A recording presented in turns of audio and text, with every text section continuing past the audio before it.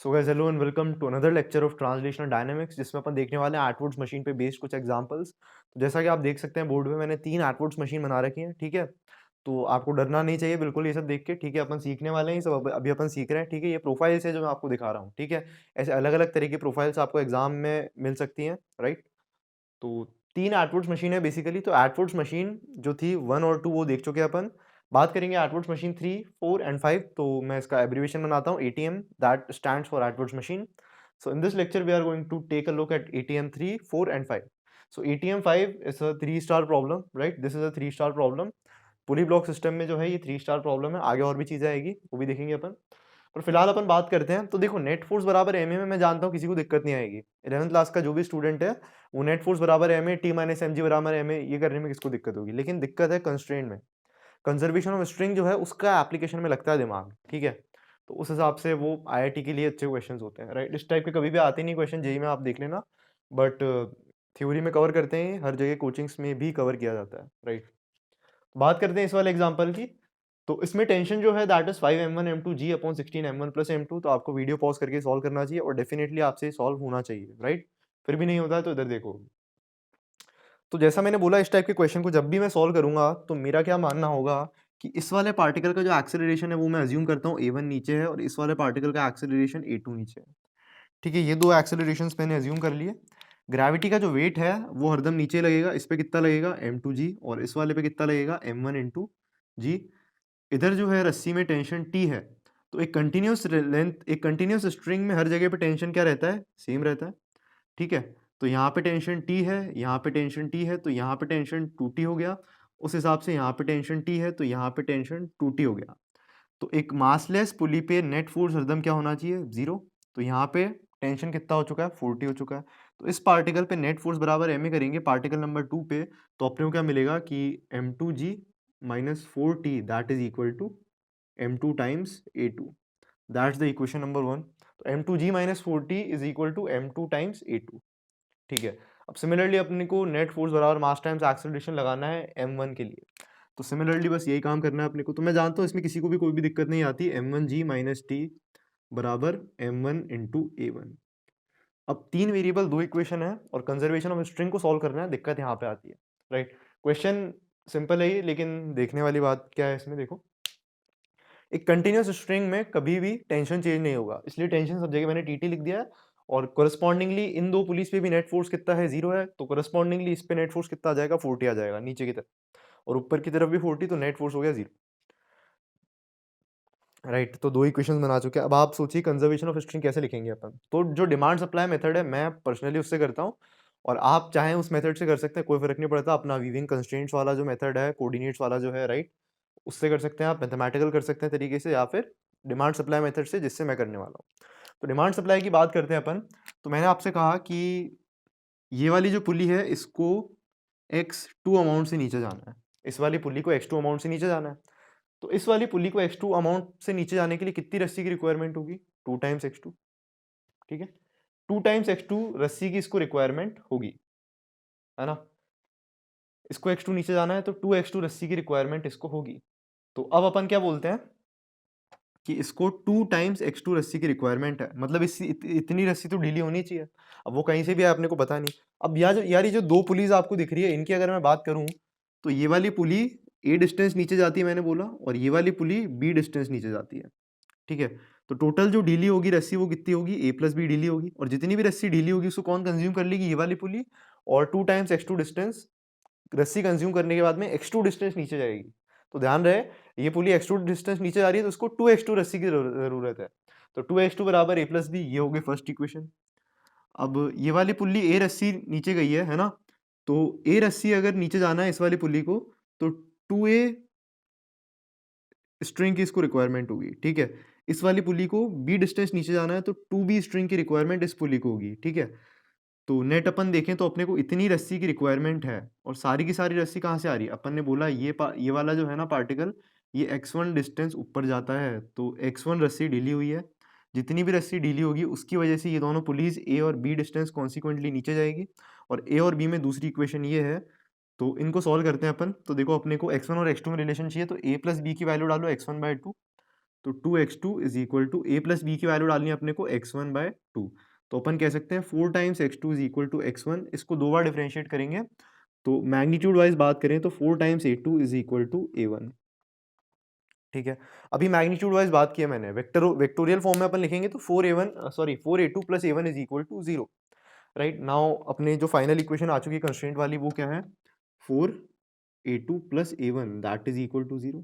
तो देखो demand supply method कितना ज़्यादा हैंडी है, कितना ज़्यादा काम में आता है, बिना पेन चलाए अपना काम हो गया है। ये तो ठीक है, बाकी ओरल भी हो जाता है। देखो ये वाला जो पार्टिकल है ये x1 डिस्टेंस ऊपर गया तो टोटल x1 रस्सी ढीली हुई। ठीक, ये वाली पुली को a डिस्टेंस नीचे जाना है तो उसको कितनी रस्सी की रिक्वायरमेंट होगी, 2a। इस वाली पुली को b डिस्टेंस नीचे आना है तो कितनी रस्सी की रिक्वायरमेंट होगी, 2b। So 2b plus 2a is equal to x1, पहली इक्वेशन। अब ध्यान से देखा जाए तो इस रेड वाली पुली के लिए टोटल रस्सी कितनी अवेलेबल है, ए प्लस बी रस्सी अवेलेबल है। इस वाली पुली को x2 डिस्टेंस नीचे जाना है तो कितनी रस्सी की जरूरत होगी, 2 टाइम्स x2, और रस्सी अवेलेबल कितनी है, a plus b. Therefore a plus b is equal to 2 times x2 and a plus b is equal to x1/2। So we get the value of x1 to be 4 times x2, x1 to be 4 times x2। दो बार differentiate करोगे acceleration मिलेगा। Magnitude wise बात कर रहे हैं अपन, वो particle ऊपर जा रहा है, ये सारी पुलीज नीचे आ रही है। वेक्टोरियली लिखेंगे तो 4a2 vector plus a1 vector equal to 0, जो यहाँ पे लिखा है मैंने।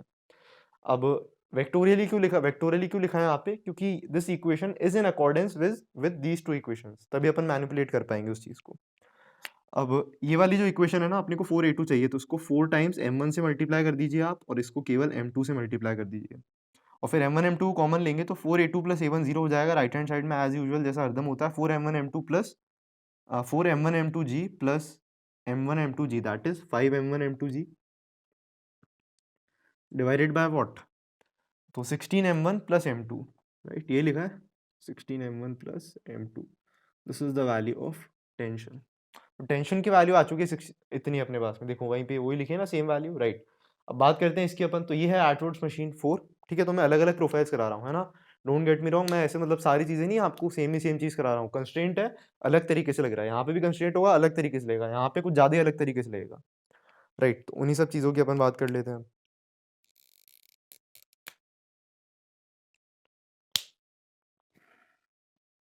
ओके, तो इस वाले एटवुड्स मशीन की बात करते हैं। तो देखो यहाँ पे टोटल अपने पास में 3 पुलीज है, और क्वेश्चन मैं आपको सही से समझा देता हूँ पहले। एक कंटिन्यूस स्ट्रिंग है, इस पुली पे, इस पुली पे और इस पुली पे, तीनों पुलीज पे मिला के एक कंटिन्यूस स्ट्रिंग है। राइट, मतलब पूरे सिस्टम में एक कंटिन्यूस स्ट्रिंग अपने पास अवेलेबल है। राइट, ये वाली स्ट्रिंग यहाँ से स्टार्ट हुई यहाँ पे आई, नीचे वाली पुली की सरकमफेरेंस पे एक बार रोल हुई, केवल हाफ सरकमफेरेंस पे रोल हुई, ऊपर गई, फिर इधर से आई ये ब्लू वाली स्ट्रिंग। ठीक है, ब्लू वाली स्ट्रिंग एक बार वापस इसके रोल हुई, फिर इधर गई और यहाँ से जाके अटैच हो गई। तो टोटल एक कंटिन्यूस स्ट्रिंग है अपने पास, उसमें अपन ने इस तरह से पुलिस को टाई कर दिया है। ठीक है, अब ये मास 2m है, वो मास m है। अनलाइक अपने पास m1 m2 होते थे, तो इस बार m1 की वैल्यू m है, m2 की वैल्यू कितनी है, 2m है। m1 m2 लेके भी सॉल्व कर सकते हैं। यहाँ पे टेंशन t अज्यूम किया है, तो एक कंटिन्यूस स्ट्रिंग में हर जगह पे टेंशन क्या होता है, सेम होता है। तो इस वाली रस्सी में टेंशन t है, इस वाली में टेंशन t है, इस वाली में टेंशन t है, इस वाली रस्सी में टेंशन t है। तो अपन क्या कह सकते हैं, देखो हर जगह रस्सी में जो टेंशन है वो इतनी है। एक मासलेस पुली पे हरदम नेट फोर्स कितना होता है, 0। तो इधर टेंशन कितना होना चाहिए, इधर होना चाहिए 4 टाइम्स टी। 2m वाला जो पार्टिकल है ये अपना, इस पे नीचे की तरफ वेट कितना लगेगा, 2mg, और ऊपर की तरफ फोर्स कितना लगेगा, 4t। हर दम की तरह अपन मानेंगे कि इसका एक्सेलरेशन a2 नीचे है, इसका एक्सेलरेशन a1 नीचे है, ग्रेविटी का वेट mg नीचे है। तो उस पे नेट फोर्स ma वाली इक्वेशन बनाएंगे तो mg minus t that is equal to ma1, that is the first equation. इसकी बात करेंगे तो 2mg minus 4t that is equal to 2ma2। Net force बराबर एम ए वाली में वापस बता रहा हूँ, किसी को दिक्कत नहीं आएगी। दिक्कत आती है कंस्ट्रेंट। अब इसका कंस्ट्रेंट इतना भी टफ नहीं, इसका कंस्ट्रेंट उससे तो इजी है। तो देखो यार, यहाँ पे अपन बोलते हैं कि इस वाली पुली को x2 अमाउंट से नीचे जाना है, तो अपना तरीका हरदम सेम रहता है। राइट, एक बार आपको चीज समझ में आ गई, दिमाग चलने लग गया एक बार, तो फिर कोई दिक्कत नहीं है। x2 डिस्टेंस इस वाली पुली को नीचे जाना है, तो इसको x2 डिस्टेंस नीचे जाने के लिए कितनी जरूरत होगी स्ट्रिंग की, 2x2 नहीं 4 टाइम्स x2। ठीक है, 4 टाइम्स x2 स्ट्रिंग की रिक्वायरमेंट होगी इसको x2 अमाउंट से नीचे जाने के लिए। So listen to my words carefully, है ना। इस वाली पुली को x2 डिस्टेंस नीचे जाने के लिए 4 टाइम्स x2 रस्सी की रिक्वायरमेंट होगी। अब मैंने बोला ये वाला जो पार्टिकल है ये x1 अमाउंट से ऊपर जाता है, x1 इज द डिस्टेंस, तो x1 अमाउंट से ऊपर जाता है, तो टोटल रस्सी कितनी ढीली होगी x1 बिकॉज ऑल दीज मतलब these two pulleys are fixed, therefore x1 amount of string will be freed, तो x1 is equal to 4x2, as simple as that, right. तो वापस देख लेते हैं अपन, इसको x2 अमाउंट से नीचे जाना है तो इसको 4x2 रस्सी की रिक्वायरमेंट होगी, और जितनी भी रस्सी है ये कहाँ से आ रही होगी, x1 से आ रही होगी, है ना। उधर क्या कंस्ट्रेंट आ रहा था अपने पास, a1 उसको माना था, a2 उसको माना था, तो 4a2 plus a1 equal to 0। अब ध्यान से देखा जाए तो 4x2 बराबर x1, ठीक है, 4x2 बराबर x1 सेम रिलेशन आ रहा है क्या, राइट। तो सेम टाइम में x1 को ज्यादा डिस्टेंस चलना पड़ेगा, मतलब मैं क्या कह रहा हूँ, इस वाली पुली को अगर d डिस्टेंस नीचे आना है तो इस वाले पार्टिकल को 4d डिस्टेंस ऊपर जाना पड़ेगा, समझ रहे हो। तो a1 should be equal to 4 times a2, right. तो a1 जो है that should be equal to 4 times a2, ये चीज आई अपने पास में। अब कंस्ट्रेंट सॉल्व करते तो टेंशन की वैल्यू 5/9 mg आनी चाहिए, तो पहले भी एक जगह पे वैल्यू आई थी, तो देखो अच्छा ये मिट गया क्या, नहीं a1 is equal to 4 times a2 है, तो इसको एक काम करो 2 से मल्टीप्लाई करो और इसको ऐसे का ऐसे रहने दो और ऐड कर दो, और m को कॉमन लो तो 4a2 प्लस a1 वेक्टोरियली 0 हो जाएगा, तो बचा वो, इसको अपन ने किससे मल्टीप्लाई किया था, m से मल्टीप्लाई किया था, राइट। नहीं m से मल्टीप्लाई नहीं किया था, इसको 2 से किया था, उसको एज इट इज रखा था, तो 4a2 प्लस a1 0 हो गया है, तो mg प्लस 2 2 ज़ा 4 mg, so that is going to be 5 mg, right, minus t and minus 2 4 ज़ा 8t that is equal to 0, तो अपन क्या बोल सकते हैं कि 9t is equal to 5 mg, so tension जो है that is equal to 5 mg/9। तो एक दो बार में आपसे क्वेश्चन गलत हो जाए तो डीमोटिवेट नहीं होना है, कई बार मुझसे भी मिस्टेक्स हो जाती है, राइट, किसी से भी मिस्टेक हो सकती है, तो वो कोई बात नहीं है, लेकिन आपको बेसिक फंडामेंटल क्लियर आना चाहिए, ठीक है। तो आई होप अभी तक जो एटवुड्स मशीन 5 एटवुड्स मशीन देख चुके हैं अपन, ठीक है, एटवुड्स मशीन 1 2 3 4 4 एटवुड्स मशीन देख देख चुके हैं। दिस इज एटीएम 5 जो लास्ट में बना रखी है मैंने, अपना सारा टाइम डिवोटेड है इस लास्ट वाली एटवुड्स मशीन को। इसके कंस्ट्रेंट के लिए मैं दो मेथड्स आपको बताऊंगा, एक तो कंस्ट्रेंट्स वाला वो जो था ना कोऑर्डिनेट्स वाला वो, और एक डिमांड सप्लाई मेथड। तो डिमांड सप्लाई मेथड भी हरदम सारे मेथड्स वर्क करते हैं, देखो work done by tension is zero, ये मेथड से भी कर सकते हो, बहुत सारे मेथड्स है, राइट। और आपको इन इन मेथड्स में इन केस आपको समझ में नहीं आ रहे हो, अगर आपको ये मेथड समझ में नहीं आ रहे हो तो you can use the mathematical methods, ठीक है। मैथमेटिकल मेथड्स भी आप यूज कर सकते हो, मैंने बताया था रस्सी की लेंथ को बढ़ाएंगे तो प्लस लिखेंगे, रस्सी की लेंथ को कम करेंगे तो माइनस लिखेंगे, उस मेथड से भी जा सकते हो। अपने को किसी को एक्सप्लेन तो करना नहीं है, एग्जाम में क्वेश्चन सॉल्व करना है, राइट। तो जिस मेथड में आप कन्वीनियंट हो वो मेथड आप यूज कीजिए। बात करते हैं एटवुड्स मशीन 5 की, जो कि एक 3 स्टार प्रॉब्लम है, और and it is one of my favourite problems.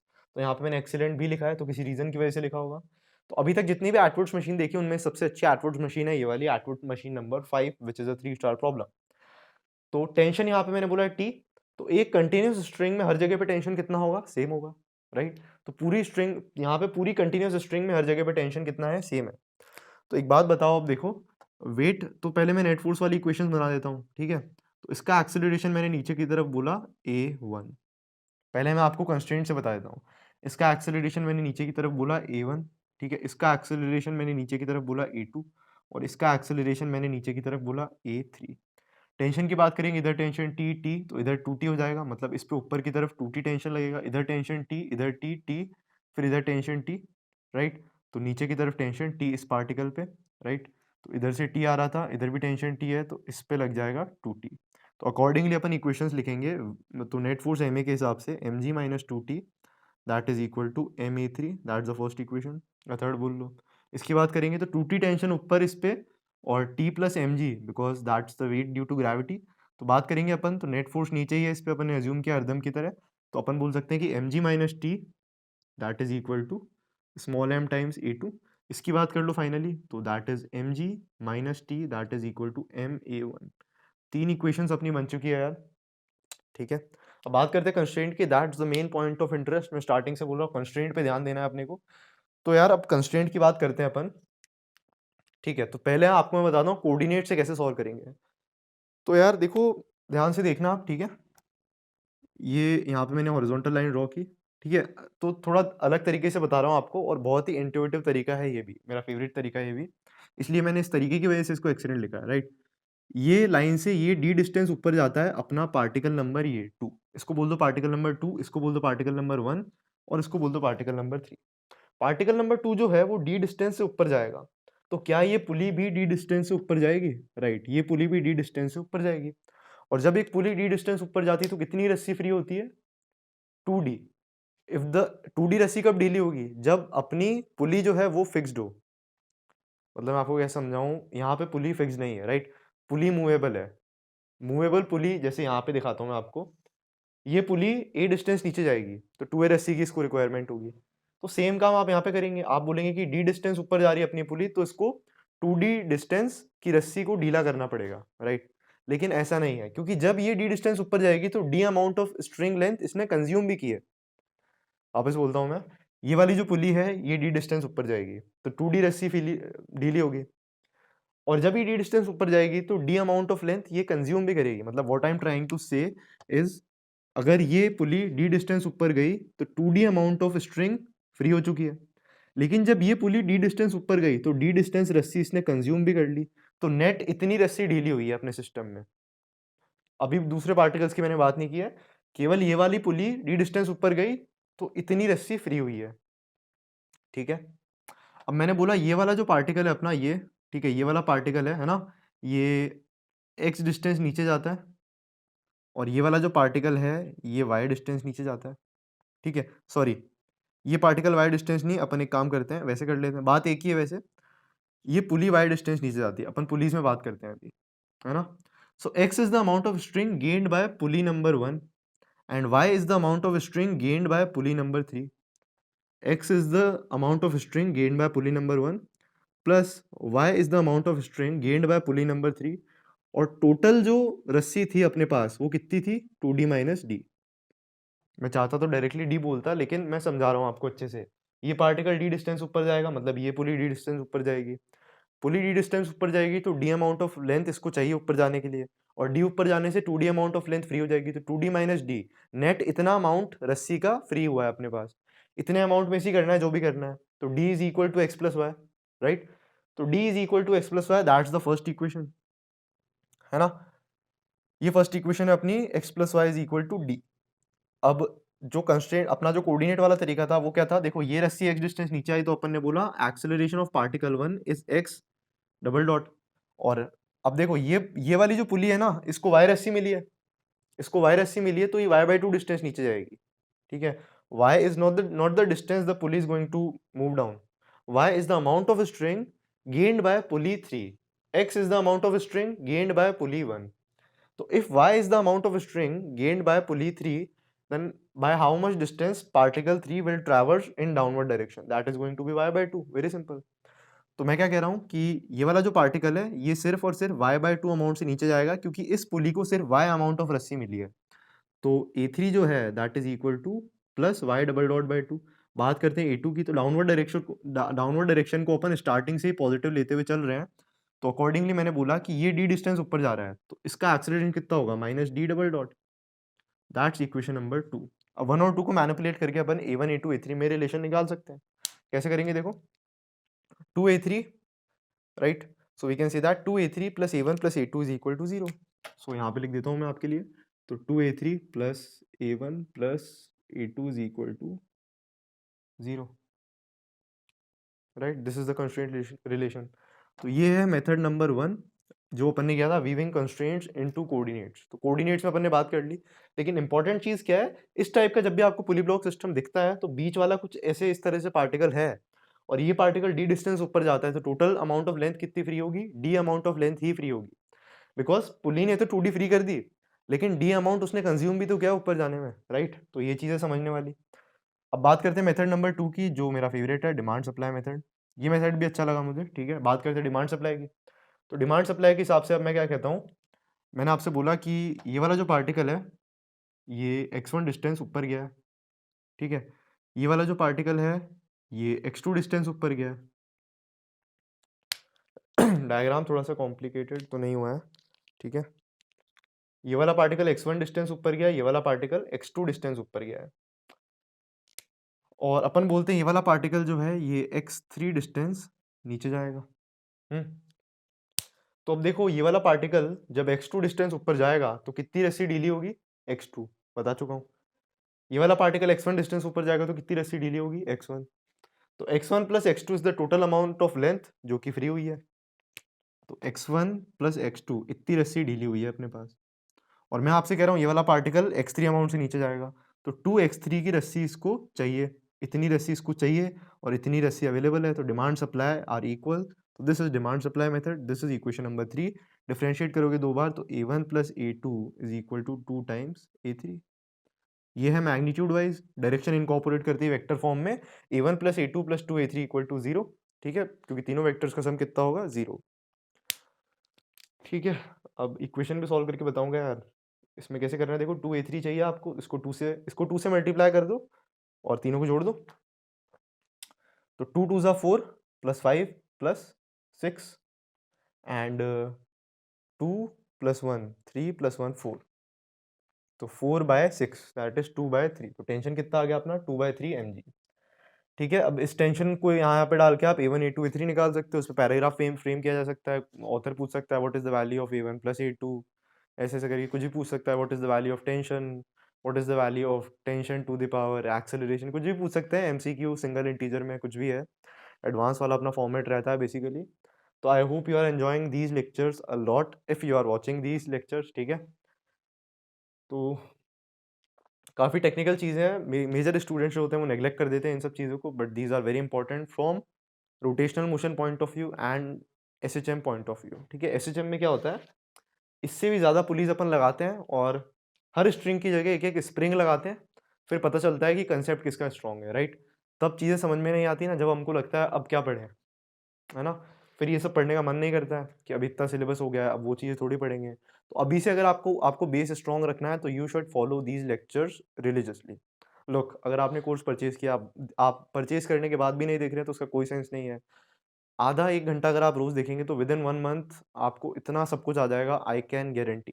ठीक है, आपको दिख रहा होगा एक-एक चीज़ अपन ने कितने अच्छे से यहाँ पे सिंप्लीफाई की है। एटवुड्स मशीन 3, 4th एंड 5th। अब आपको ये सब क्लियर है तो आगे आपको नेक्स्ट लेक्चर्स देखने में बहुत ज़्यादा मज़ा आने वाला है। So stay motivated and keep learning, right. मिलता हूँ आपसे अगले लेक्चर्स में। So till then have a wonderful day ahead and thank you.